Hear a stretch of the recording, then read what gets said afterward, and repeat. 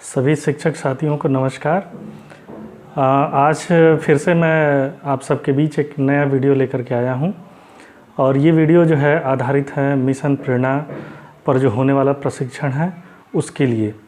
ये कल से जो प्रशिक्षण पूर्ण हो रहा है, शुरू होने जा रहा है। आप सभी अवगत हैं कि ये प्रदेश के समस्त जनपदों में एक साथ होना है और 2 मीटिंग में जो है इसको कराने का निर्णय लिया गया है। और ये आप देख पा रहे होंगे जो इसकी समय सारणी जारी हुई है हर ब्लॉक से, उसको देखते हुए आपको लग रहा होगा कि ये काफ़ी लंबा जो है होने जा रहा है। तो इसके लंबे होने के कारण बहुत सारी जो है परेशानियां आपके सामने आ सकती हैं। उन परेशानियों से आप कैसे निजात पाएँ उसी को ध्यान में रखते हुए मैंने ये वीडियो बनाई हुई है। क्योंकि जब हम लोग जो है स्वयं CMAT प्रयागराज से यह प्रशिक्षण ले रहे थे तो लगभग 4 घंटे का समय लग गया था और यहाँ आपको भले ही टाइम टेबल में 3 घंटे का समय दिख रहा होगा कि लगेगा, लेकिन यहाँ पर भी 4 घंटे से कम जो है समय नहीं लगेगा। तो हो सकता है कि चूँकि ऑनलाइन मोड में ये प्रशिक्षण होना है और फ़ोन के द्वारा, टैबलेट के द्वारा, कंप्यूटर के द्वारा आपको इसको प्रशिक्षण को लेना है, तो वो परेशानियाँ आपके सामने न आने पावें और आप सही ढंग से जो है इस प्रशिक्षण को पूर्ण कर पावें, इसी बात को जो है ध्यान में रखते हुए मैंने ये वीडियो बनाई है। जिस भी शिक्षक साथी के पास जो है ये वीडियो पहुंचती है तो कृपया वो इसको जो है ज़रूर से ज़रूर शेयर करें ताकि अन्य शिक्षकों की भी आप मदद कर पाएँ और मेरी भी हेल्प हो पाए। हम ये चाहेंगे कि जब आप ये पूरी वीडियो जो है देख लें तो देखने के बाद इसको शेयर कीजिए, इसको लाइक और सब्सक्राइब ज़रूर कर दीजिएगा, क्योंकि जो है आपका लाइक और आपके सब्सक्राइब से ही हम लोगों को जो है काम करने का जो है दम मिलता है। और मुझे आशा ही नहीं है, आप लोग मुझे बहुत इस समय प्यार दे रहे हैं और आगे भी जो है आपका इस प्यार और आशीर्वाद की मुझे ज़रूरत है। तो चलिए शुरू करते हैं कि कौन कौन सी परेशानियां आपको जो है आ सकती हैं, और आप पहले से ही अगर सजग हो जाएंगे तो निश्चित रूप से ये परेशानियां आपके सामने नहीं आएंगी और आप सफलतापूर्वक जो है इस प्रशिक्षण को जो है पूर्ण कर पाएंगे। क्योंकि जो है अगर आप इन बातों का ध्यान नहीं रखते हैं तो हो सकता है कि आपका प्रशिक्षण बीच में ही रुक जाए और अधूरा रह जाए। तो आप ये कहेंगे कि हमको किसी ने बताया नहीं, किसी ने सुझाव नहीं दिया, इसीलिए जो है ऐसा हो पाया है। तो मैं आपको जो है सजेस्ट कर रहा हूँ, क्योंकि हम लोग जब प्रशिक्षण ले रहे थे तो बहुत सारे हमारे जो साथी ARP हैं उन लोगों ने फ़ोन करके मुझको बताया कि ये परेशानी मेरे सामने आ गई, ऐसा हो गया जिसकी वजह से मैं प्रशिक्षण पूर्ण नहीं कर पाया। तो उन्होंने बाद के शेड्यूल में जो है किया, तो वो चीज़ें आपके सामने ना आवें, जैसा कि मैंने शुरू में ही बता दिया। तो चलिए शुरू करते हैं। कुछ टिप्स हैं, इन टिप्स को अगर आप फॉलो करेंगे तो आप बड़ी ही आसानी से इस 4 घंटे के प्रशिक्षण को पूर्ण कर पाएंगे। तो पहला आपको ध्यान ये रखना है, पहली बात, चूँकि मैंने आपको कहा है कि ये ऑनलाइन मोड में होना है, तो पहली बात आपको ये ध्यान रखना है कि अक्सर फ़ोन जो होते हैं वो 2-2.5 घंटे 3 घंटे अगर लगातार हम इसको इंटरनेट का यूज़ करते हैं तो वो बैठ जाते हैं। तो आपको ध्यान रखना है कि अगर आप मीटिंग में शामिल हो रहे हैं फ़ोन के माध्यम से तो आप अपने पास पावर बैंक ज़रूर रखिए और चार्जर की व्यवस्था रखिए। अगर आप जो है आपके यहाँ इन्वर्टर है या जहाँ पे इलेक्ट्रिसिटी की सुविधा हो, जहाँ पर भी मतलब चार्जिंग की सुविधा हो, वहाँ पर आप रहिए कि अगर आपका फ़ोन जवाब देता है तो आप झट से उसको जो है कनेक्ट कर दें चार्जर से, ताकि आपका फ़ोन चार्ज हो और बीच प्रशिक्षण में आपको जो है ये धोखा न दे। दूसरा, आपको जो मुख्य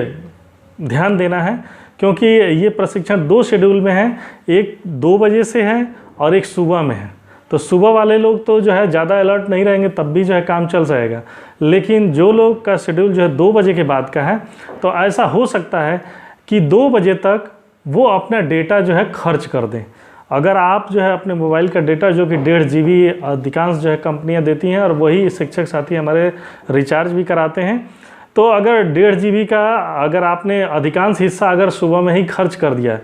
और इस प्रशिक्षण के लिए मैं आपको बता दूं कि कम से कम 1 GB का डेटा आपको जो है सुरक्षित रखना है। क्योंकि अगर 1 GB से कम डेटा अगर आपके मोबाइल फ़ोन में उस दिन का जो आपका जो आपकी प्रदाता कंपनी है वो देती है, तो अगर 1 GB से कम होगा तो आप इस प्रशिक्षण को पूर्ण नहीं कर पाएंगे, आपका डेटा जो है समाप्त हो जाएगा और आपको बीच में ही जो है ये प्रशिक्षण रोकना पड़ जाएगा। तो इस बात का ज़रूर ख्याल रखें कि उस दिन जिनका जो है कार्यक्रम 2 बजे के बाद शेड्यूल है, तो वो लोग कृपया सोशल साइट्स विजिट ना करें, यूट्यूब, व्हाट्सएप, फेसबुक लाइव वगैरह कम देखें, फाइल कम शेयर करें, फाइल को कम डाउनलोड करें,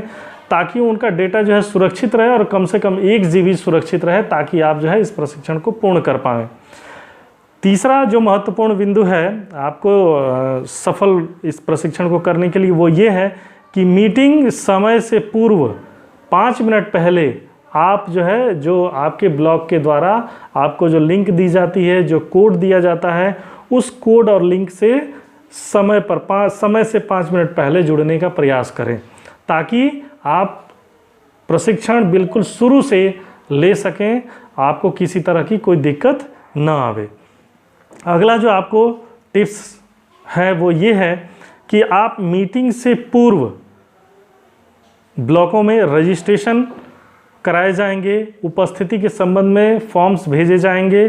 तो अगर इस तरह का आपके ब्लॉक से जो भी निर्देश आता है, चाहे वो रजिस्ट्रेशन के लिए हो, चाहे फॉर्म सबमिट के लिए हो, किसी भी तरह का अगर सूचना है, तो उसको ज़रूर से ज़रूर आप कंप्लीट करें, क्योंकि उससे आपकी उपस्थिति दर्ज होने वाली है। और ऐसा हो सकता है कि प्रशिक्षण के पूर्व भी वो दर्ज कराया जाए और प्रशिक्षण के बाद भी वो दर्ज कराया जाए। तो इस बात का भी आपको ख्याल रखना है कि आप ये कह करके नहीं बच सकते हैं कि अरे मैं तो देखा ही नहीं, मुझे पता ही नहीं चला। तो आप जो है जैसे ही आपको प्रशिक्षण से पूर्व रजिस्ट्रेशन करने को कहा जाता है तो उसको भरिए, प्रशिक्षण के बाद कहा जाता है तो उसको भरिए, क्योंकि इससे ही आपकी उपस्थिति दर्ज होनी है। अगला जो आपके लिए महत्वपूर्ण बिंदु है वो ये है कि जब